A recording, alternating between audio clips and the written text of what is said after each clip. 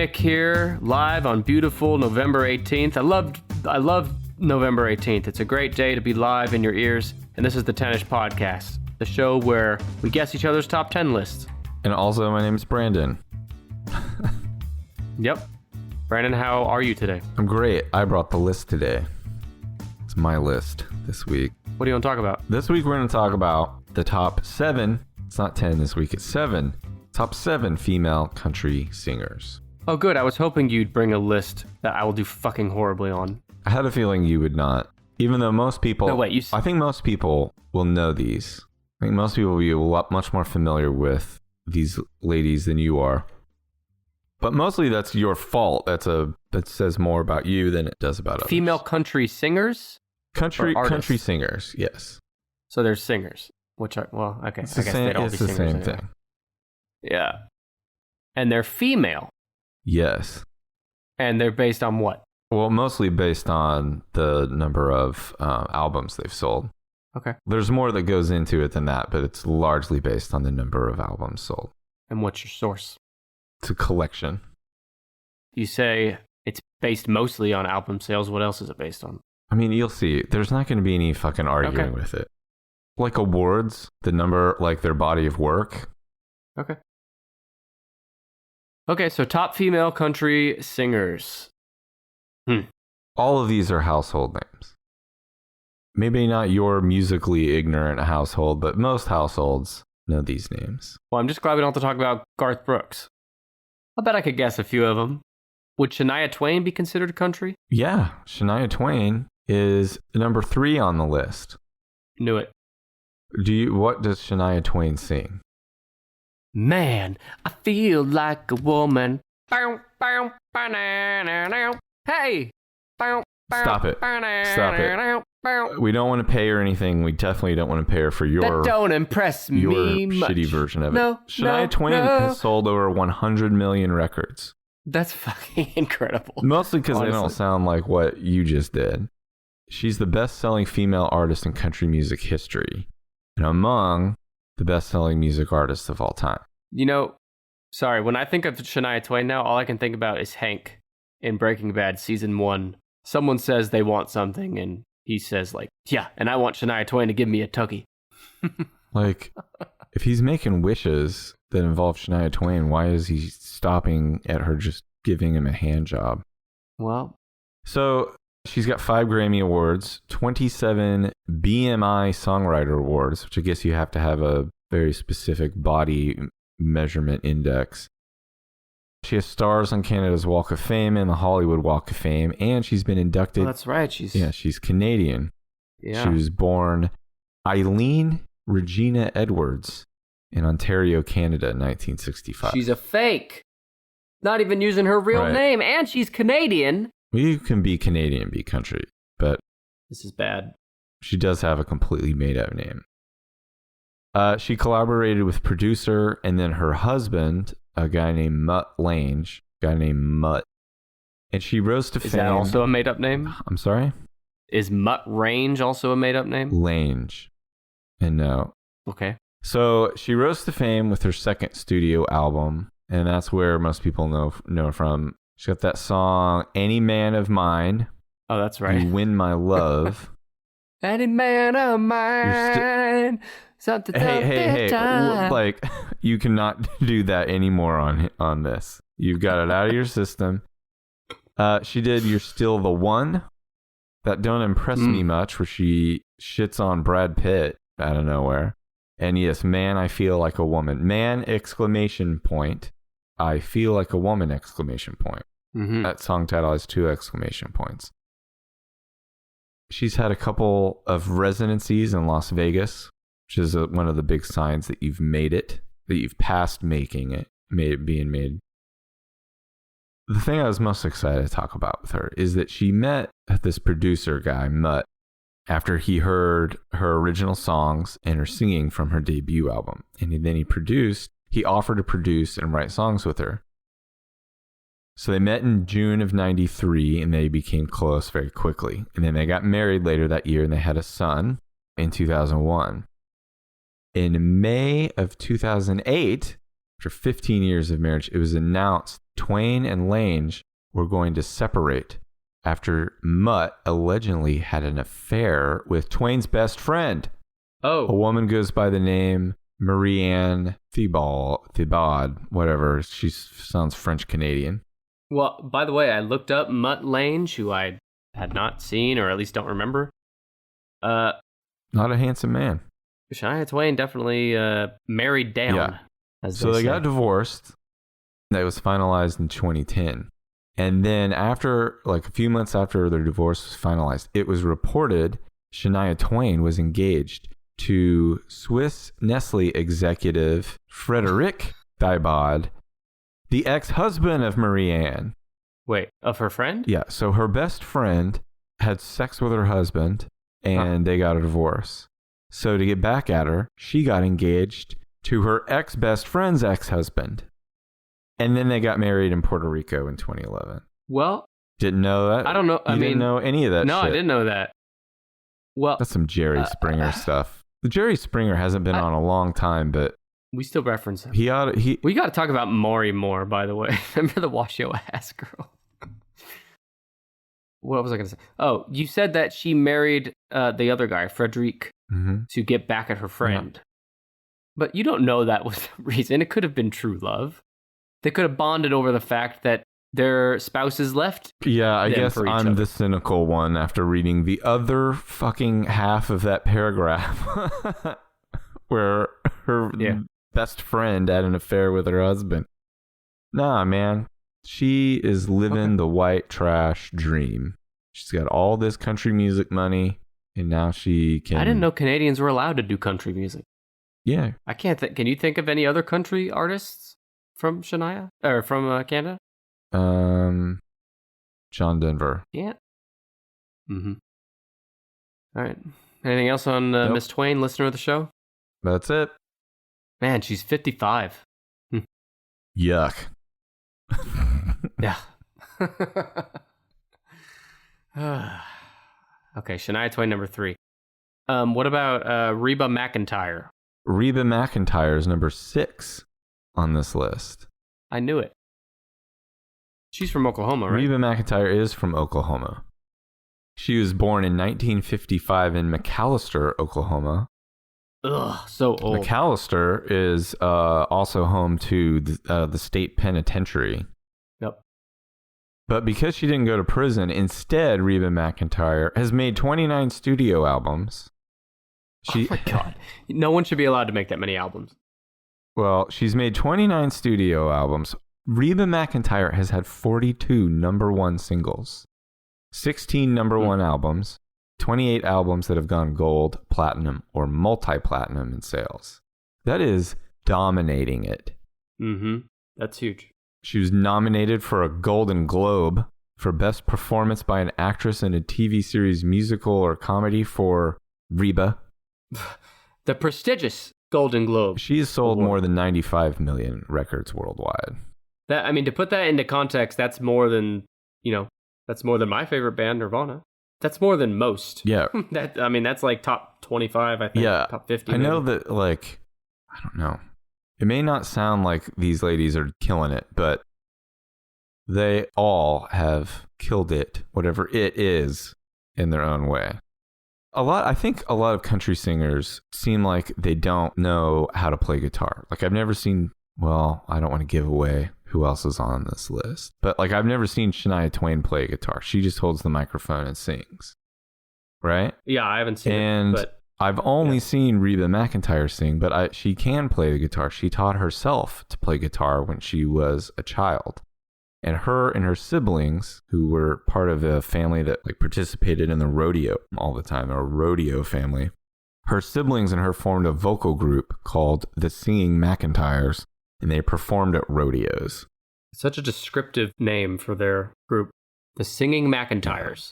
In 1974, she was in college in Oklahoma, planning to be a school teacher, and she got hired to perform at the National Finals Rodeo in Oklahoma City. And National Finals Rodeo is like the Super Bowl of rodeo. So it was a big deal that she was singing the national anthem there to begin with. But a country artist named Red Steagall who is also performing, saw her and helped her launch her music career in Nashville. So yeah, What's she with kind all of these country men? They all have weird names, Mutt and Red so far for the first two. Yeah, a ton of country dudes have weird names. It's kind of a Merle, Waylon. They've got weird names. Garth. Anyway, that's it for Reba. So I'm ready for another guess. That's it. Okay, all right. Country artist. I think she's considered country, and that's Carrie Underwood. Carrie Underwood is definitely a country artist, and she is number 4 on this list.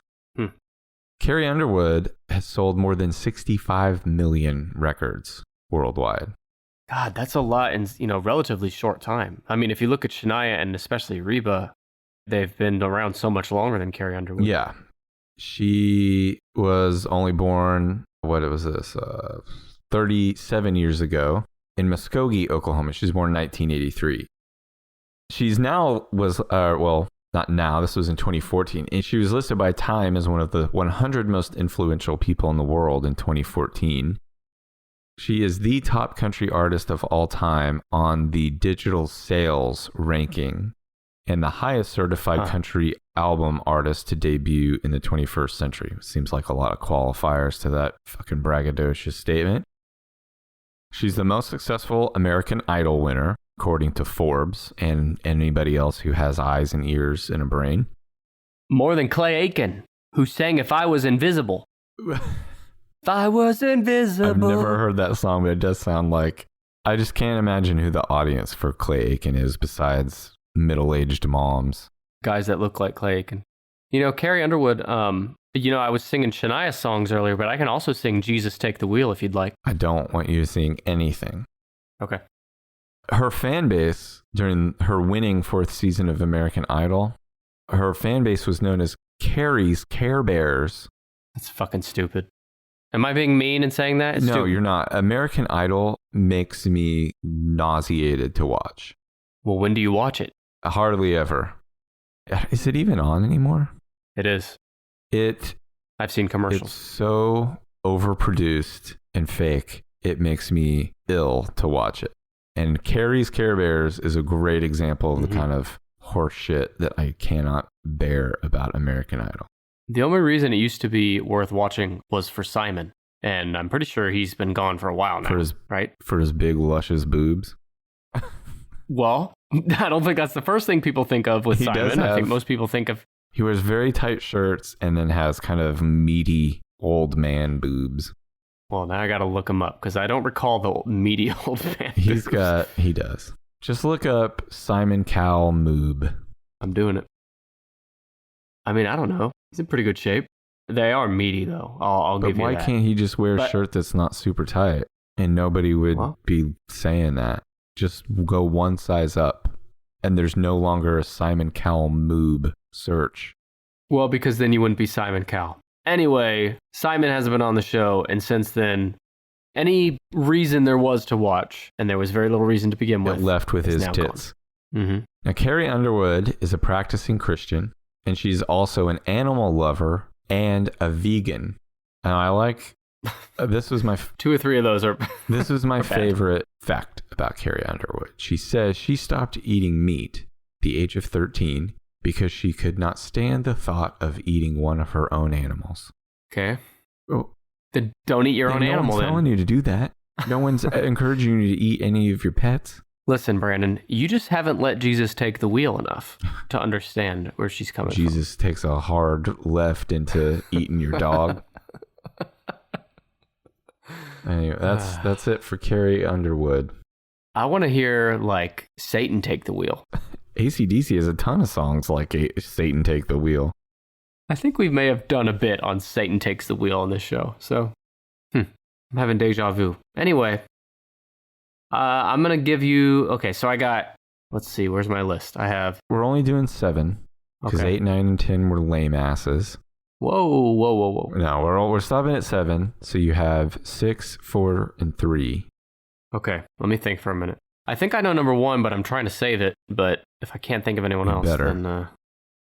Okay, Taylor Swift used to be country before she sold out. No, so she is considered country. She was number 8, 9, or 10 in the full list, and I was like, I don't want to put Taylor Swift in the same list as some of these other accomplished artists, so I left her out. And Carrie Underwood. And Carrie Underwood. Out of everyone on this list, I got to say I have the least amount of artistic respect probably for Carrie Underwood. Yeah. Well, Taylor Swift, definitely talented, but she went a different path. She's not country anymore to me.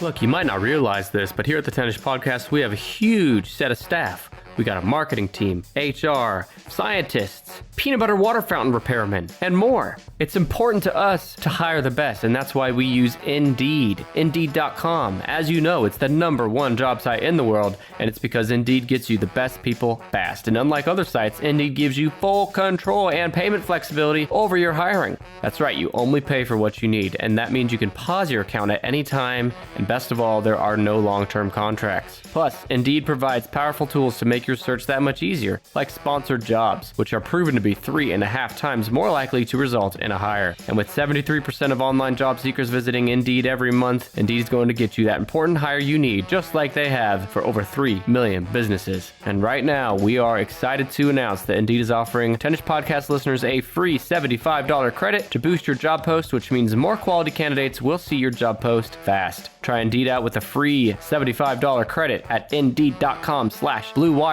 This is their best offer available anywhere. Go right now to Indeed.com/Blue Wire. That's Indeed.com/BLUEWIRE. Terms and conditions apply, and this offer is valid through December 31st. All right, I was trying to save it, but I guess I'll do it. Dolly Parton. Dolly Parton is #1 on the list. Knew it. And I will just admit right up front, most of the reason why I decided to do this list was so I could specifically talk about my admiration for Dolly Parton. Well, I know next to nothing about her, so this will be a learning experience. She has 25 certified gold, platinum, or multi-platinum awards. She's had 25 songs reach #1 on the Billboard Country Music Charts, a record for a female artist, actually tied with Reba. She has 41 top 10 country albums, a record for any artist, and she has 110 charted singles. She's won 9 Grammy Awards, been nominated 47 times, 2 Academy Award nominations, 10 country music... For what?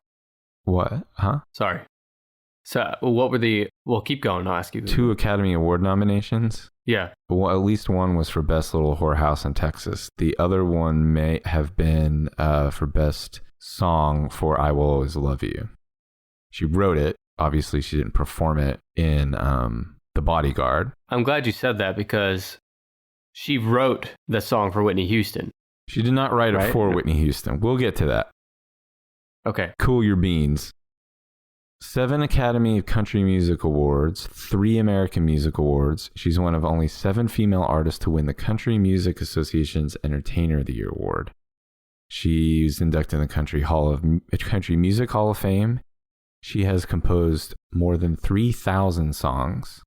God. Including I Will Always Love You, a 2-time U.S. country chart topper for her, as well as an international pop hit for Whitney Houston. So it hit the top of the charts when it was originally released, when Whitney's version was released, and I believe Dolly Parton's version again when Whitney's version was popular. She's also one of the few to have received at least 1 nomination from the Academy Awards, Grammys, Tonys, and Emmys. Jesus. Nobody has killed it like Dolly Parton has killed it since the 60s. Also, she has the most humble and insanely rough sounding upbringing.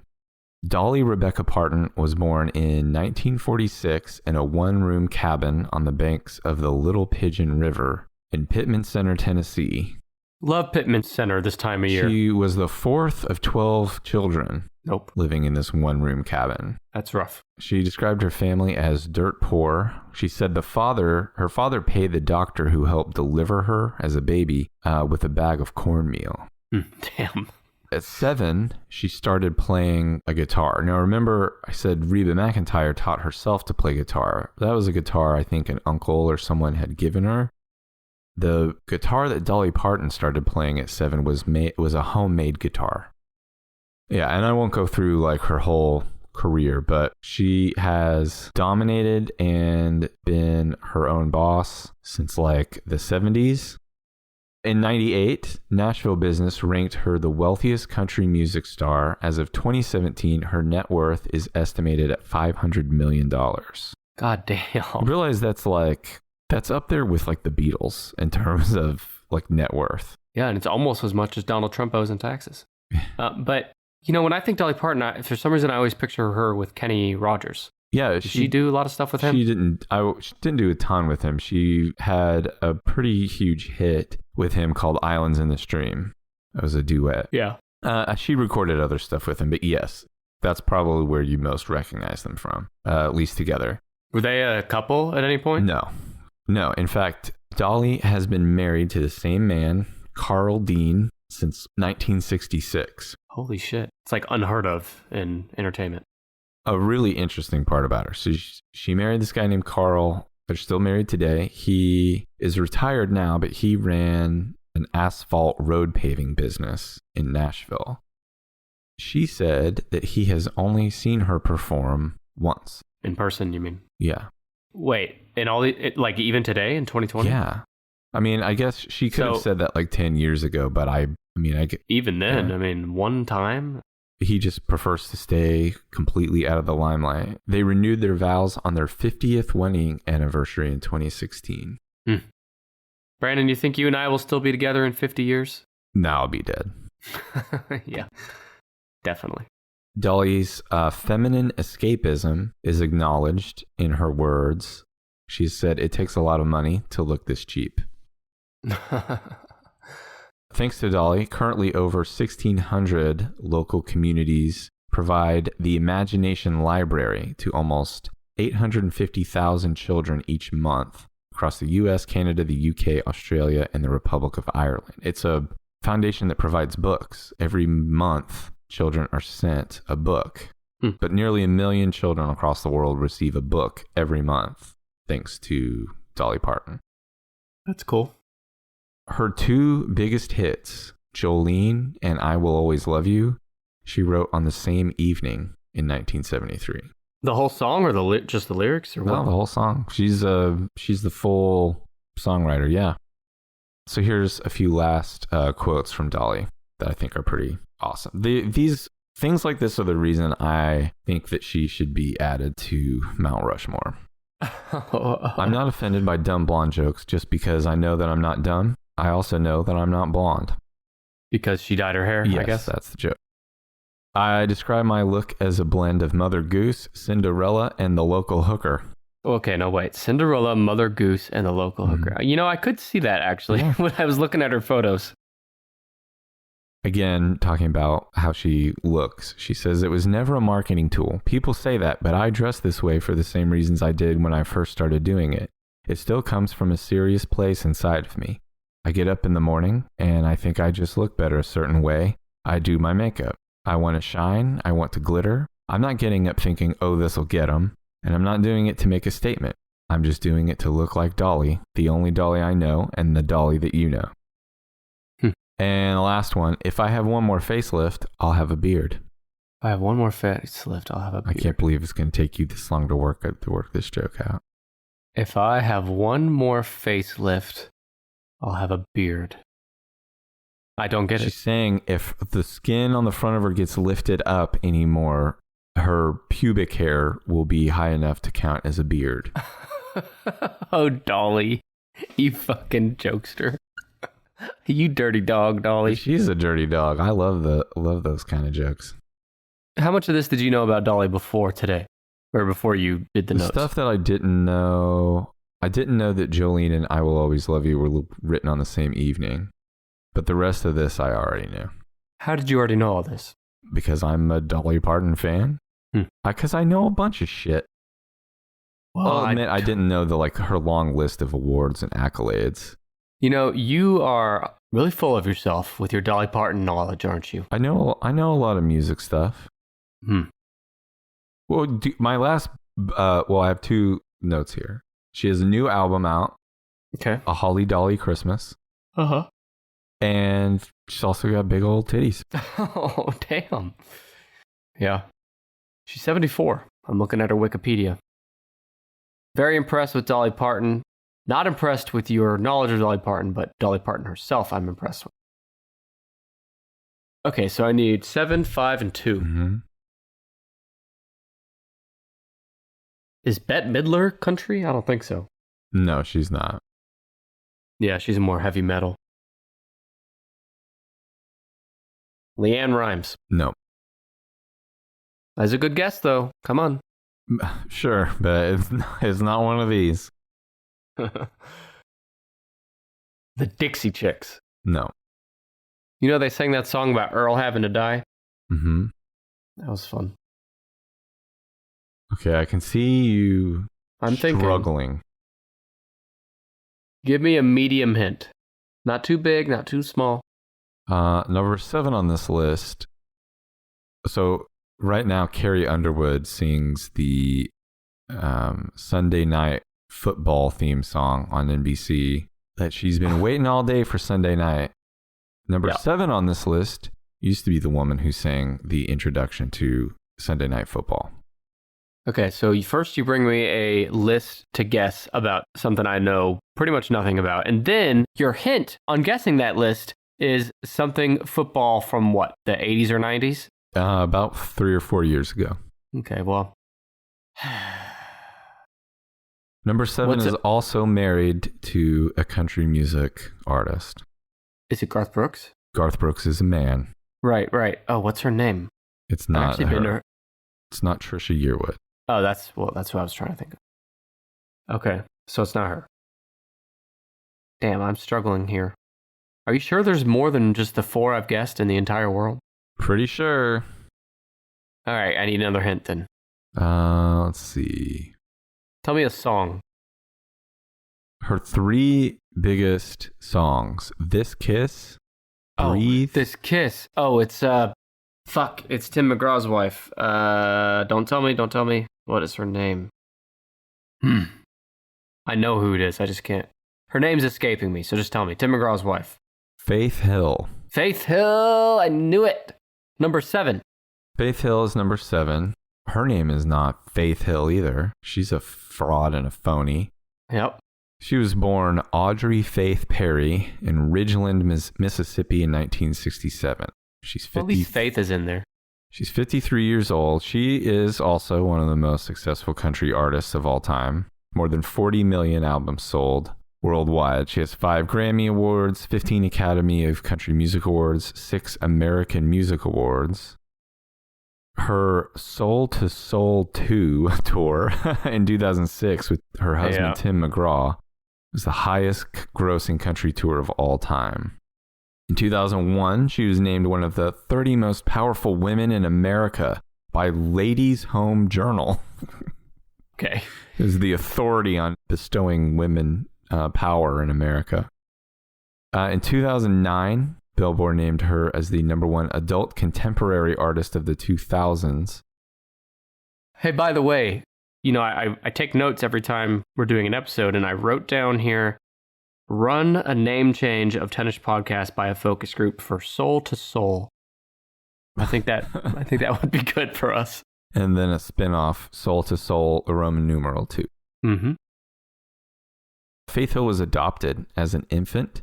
Her parents raised her with their 2 biological sons in a devout Christian environment. So she grew up singing in churches, and at age 19, she quit to move to Nashville. She auditioned to be a backup singer for Reba, but didn't get that job.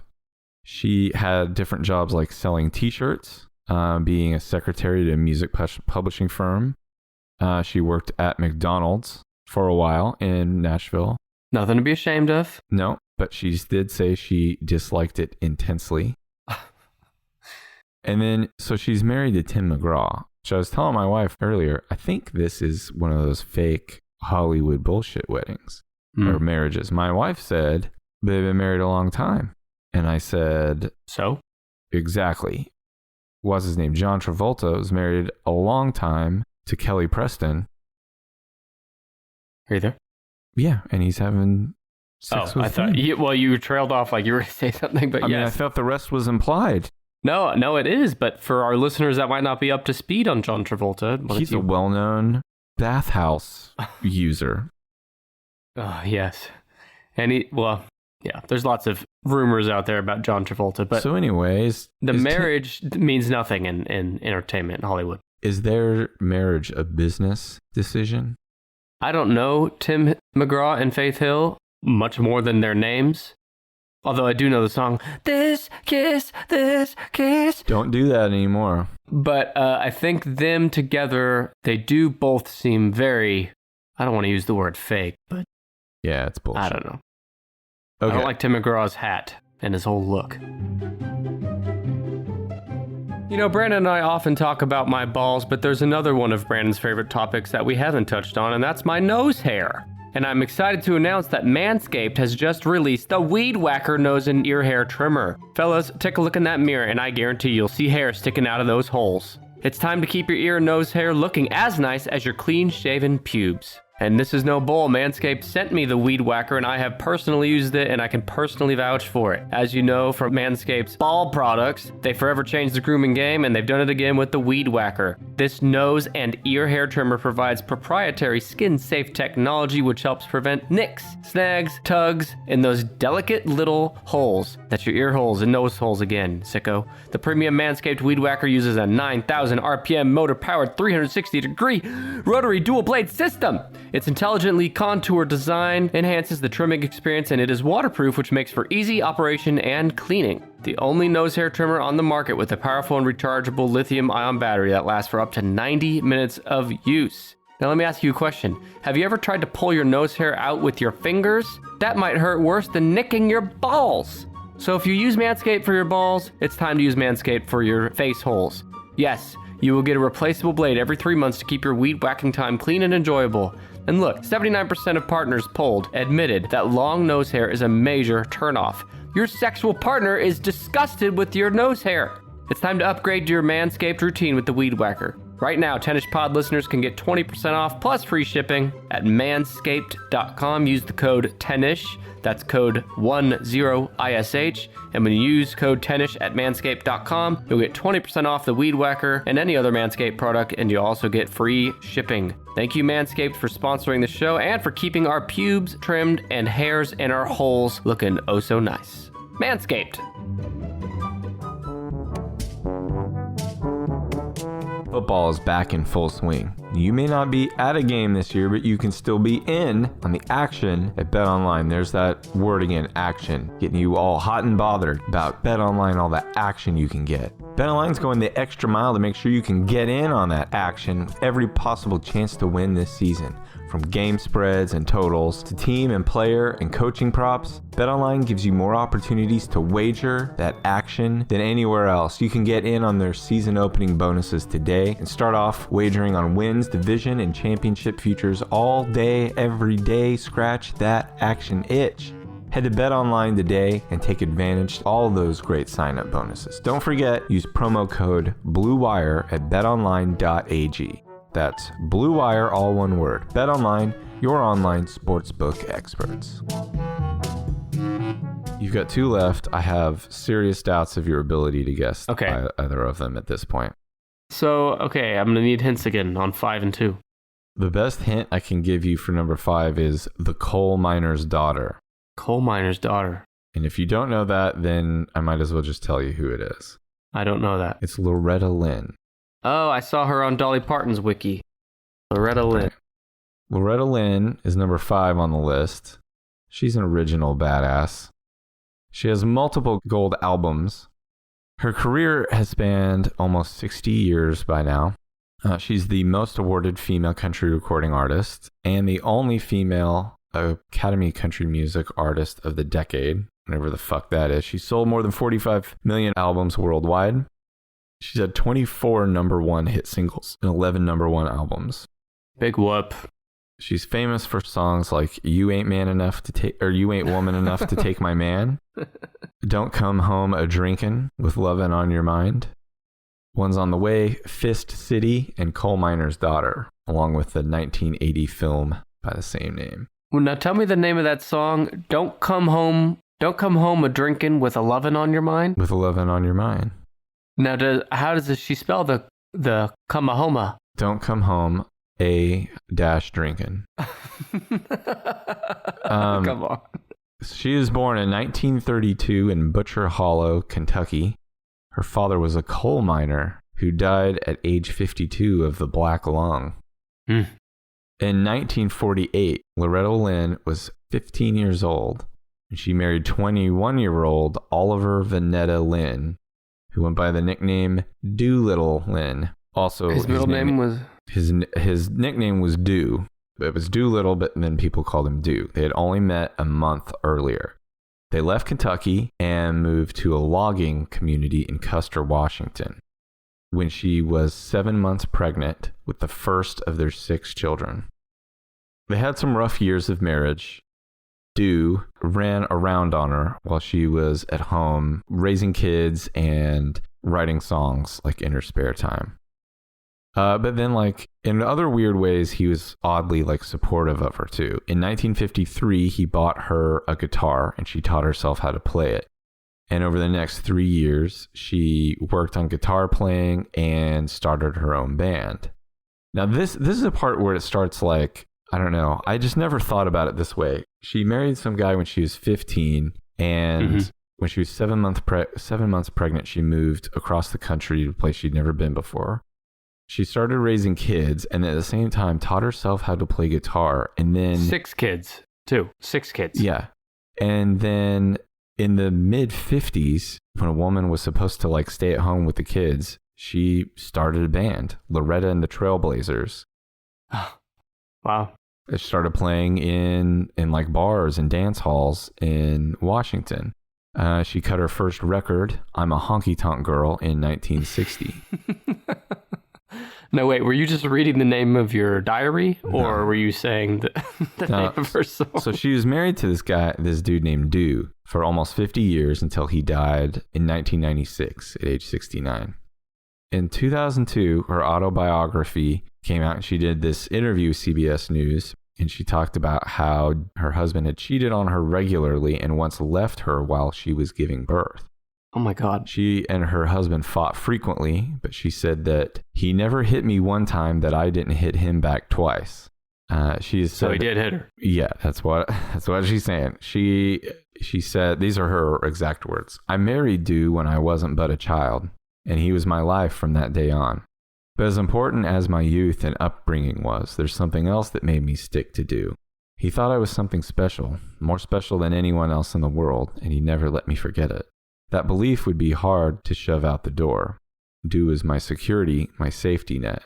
And just remember, I'm explaining, not excusing. Du was a good man and a hard worker, but he was an alcoholic, and it affected our marriage all the way through. I don't know, just thought it was really interesting for someone that, like, who went through all that as a 15-year-old marrying a 21-year-old, you know, as a grown woman to, to talk about that stuff. It sounds like he was cheating on her from the very beginning. Yeah, he was a bad dude the whole time, but I mean, it also sounds like there's 2 sides to this guy. He also believed in her and encouraged her. And the last thing I'll say about Loretta Lynn is she has a really cool album called Van Lear Rose. It came out in 2004. It was produced by Jack White, and Jack White performs, I think, on almost all the songs, if not all of them. And I think it's a really cool album. I also think it's really interesting to note that this was in 2004. It was like a year after the White Stripes like broke and became huge. And Jack White probably could have worked with whoever he wanted to and kind of produced any number of bands' albums. And he wanted to work with Loretta Lynn. And made a really cool album. What's the album called? Van Lear Rose. Tell me her husband's real name again. Oliver Vanetta Doolittle Lynn. Better known as Doolittle or Do. But his middle name was pretty close to Loretta. Vanetta, yes. So that's kind of neat. Also close to Velveeta. That's also true. Yeah, I don't know any Loretta Lynn songs, but I do want to hear I'm a Honky Tonk Girl.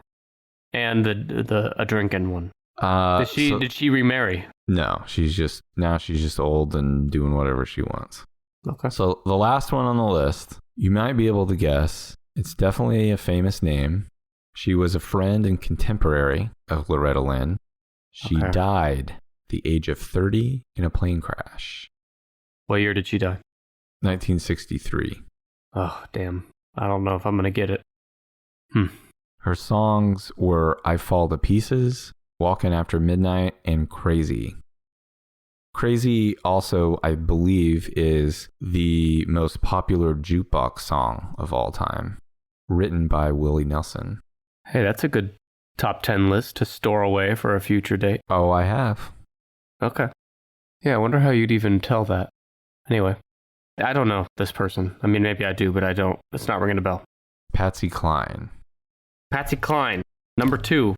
Yeah, you definitely know the songs. Patsy Cline is number 2 on the list. She was a part of the Nashville sound during the late 50s and early 60s, and then successfully crossed over to pop music and was one of the most influential, successful, and acclaimed vocalists of the 20th century. Like I mentioned before, she died at the age of 30 in 1963 in a crash of a private airplane.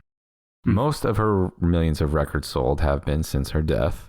She's won awards and accolades, causing many to view her as an icon. She was the first female solo artist inducted in the Country Music Hall of Fame in 1973.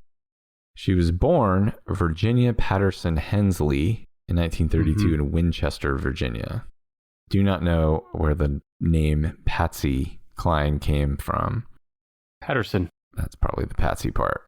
And so in March 1963, she appeared at a benefit show in Kansas City, Kansas, not Kansas City, Missouri. She was returning home to Nashville and boarded a plane along with other country performers, the Cowboy Copas, Hawkshaw Hawkins, and manager Randy Hughes. They hit rough weather and the plane crashed outside of Camden, Tennessee, killing everybody on board. Oh, it killed everybody. Yeah. Damn.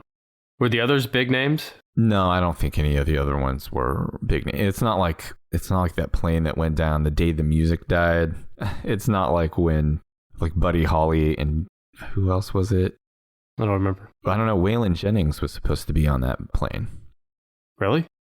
Yeah, he gave his seat up to God, I can't remember who it was. I don't think it was Buddy Holly, but he gave his seat up to maybe it was Richie Valens. I don't know. Waylon Jennings gave his seat up on that plane and then lived on to do a lot of cocaine. I never thought Waylon Jennings and Seth MacFarlane would have a lot in common, but I think it was Seth MacFarlane, isn't it, that said that he had a ticket for the 9/11. Yeah.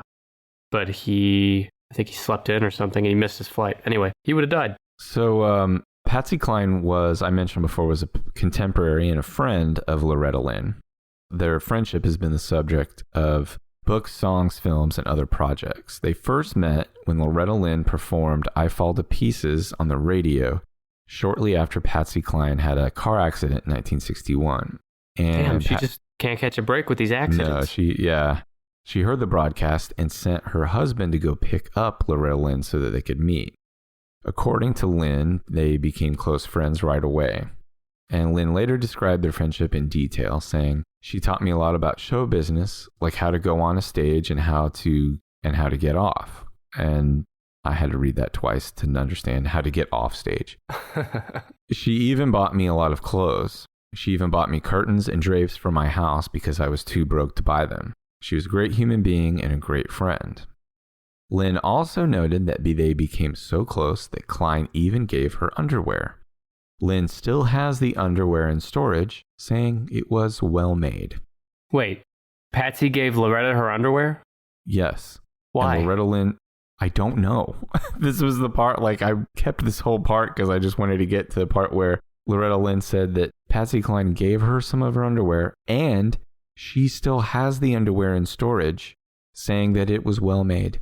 I wonder what those would go for right now on eBay. It has to... Hit me up, Loretta. We'll make some money together. It's got to be a lot of money, but why would you hold on to 60-year-old borrowed underwear, no matter how well made? I'm still hanging on to the underwear I stole from your bedroom a few years ago without you knowing. Well, how long is the sniffing still good on a pair of underwear? Surely after 60 years, there's no more musk. Musk. So then Loretta probably wore the underwear, right? Why else would she be loaned the underwear if not to wear it? That's probably how she knew they were well made, because she had worn him to do lunges around the house. Yeah, that must be it. Loretta lunges. If there's anything to take away from this episode, it's go listen to Dolly Parton's albums that were released before like 1983, and go listen to Van Leer Rose by Loretta Lynn. And my takeaway is to listen to Jesus Take the Wheel by the songbird of our generation and all-around good person, maybe Carrie Underwood. Compare Loretta Lynn, like marrying a 21-year-old at age 15, getting pregnant, moving across the country, raising kids while teaching herself to play guitar so she can pursue her true passion, and like playing in bars and clubs as a woman leading a band in the 1950s, and all the bullshit she's had to deal with her whole life. Or Dolly Parton growing up like on the dirt floor. And then compare that to like Carrie Underwood went on got her hair and makeup done for 6 weeks and then won a television show. Brandon, I don't know if you remember this, but you and I know someone that went to high school with Carrie Underwood. Remember? Or no. I don't think they went to high school. I think they came across each other from mutual friends, not at the same high school. Anyway, Carrie was a bitch, according to this person. Yeah, I don't doubt it. Well, anyway. You know who's not a bitch? Who? Dolly Parton. Brandon likes Dolly Parton. I had no idea. But now I know, if it's not been made clear, Brandon really likes Dolly Parton. But you know what? After hearing about her, I do too. Now, am I going to go listen to her music? No. But she still sounds pretty great. Yeah, well, something else you should do is, if you want to get the first look at upcoming Tennis Podcast episodes weeks in advance, and not wait till release day, you can join our newsletter subscribers who are the first to know about episode topics weeks in advance. Newsletter subscribers are also the only ones in the whole universe to see Brandon's exclusive monthly blog, The Sidekick Corner. You can get all this and a lot more once per month in your inbox. Super quick and easy to sign up. It takes 30 seconds, and all we need is your email address and social security number. Just go to tennispod.com/newsletter. That's 10ishpod.com/newsletter. Yes, do that. All right. Did I get through all 7? You did. Do you ever just sit back and think, man, way to go, Nick. I'm glad I'm his friend. I'm glad I'm his sidekick host. Rarely. How often do you do that? Once a day? Twice a day? So that top 7 again. 7 was Faith Hill. 6 was Reba McEntire. 5 was Loretta Lynn. 4 was Carrie Underwood. 3, Jesus, take the wheel. 3 Shania Twain. 2 Patsy Cline. And number 1, Dolly Parton. I'm okay with this list. You know, in my very novice country music, I listen to 0% country in my life. But from the little I do know, and from what I've learned today, I take Carrie Underwood out. Faith Hill, but the rest are pretty strong lineup there. Yeah. That's why they're up there. Cool. Well, that was a hell of a time. It was nice to get through a country music episode without talking about shitty Garth Brooks. Well, he's our Voldemort. We're not going to mention him. What we are going to mention is some podcast reviews to close us out.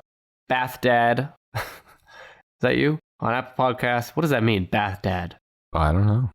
Okay, well. You're either the father of a bathtub or you're a father that lives in a bathtub. I don't know. But Bath Dad says, Tennis Podcast is informative. Nick and Brandon are mildly combative, but comical and thought-provoking. I absolutely subscribed. Give these dudes a listen or else you're a coward. I agree with that. Would you say we're mildly combative? Is that strong enough for you? You definitely seem like you wanted to combat me and fight me a few times this episode. Okay, well, you don't have to answer that. I'm struggling to come up with an answer. No, I did not feel combative. All right. Well, thank you, Bath Dad, and we hope that your bathtub is extremely comfortable tonight as you listen. Movie Toaster Adam on Apple Podcasts says, if anyone wants to learn a thing or two about just about anything under the sun, they could easily read the news or surf the web. But if you want to learn about everything in a fun, upbeat style, this is the podcast for you. These guys have fun, and it shows. No matter what the subject is, they seem to hit record and just have a blast with one another. And then this is in all caps. Thanks for teaching me a few nice things and giving me laughs along the way. What a weird thing to capitalize. Well, But you're welcome. I'm glad that's the most emphatic part. Yeah. Yeah, so thank you for the reviews. And if you want me to read or yell your reviews or make fun of the bathtub you live in, just write us a review on Apple Podcasts. Or you can also search for Tennis Podcast on podchaser.com and write a review there. Brandon, I'm exhausted. This is a peek behind the curtain here, but we did back-to-back recording tonight, which we never usually do, so... It's probably why we sound so lame. I need to get my ass to bed. Yep. Yeah, I can't imagine how you feel. You must be dying. So, do you want to talk about Dolly Parton for a few more hours, or do you want to go to bed? I'm done. All right. Thank you for listening. We'll see you next week for my list on episode 109. Thanks.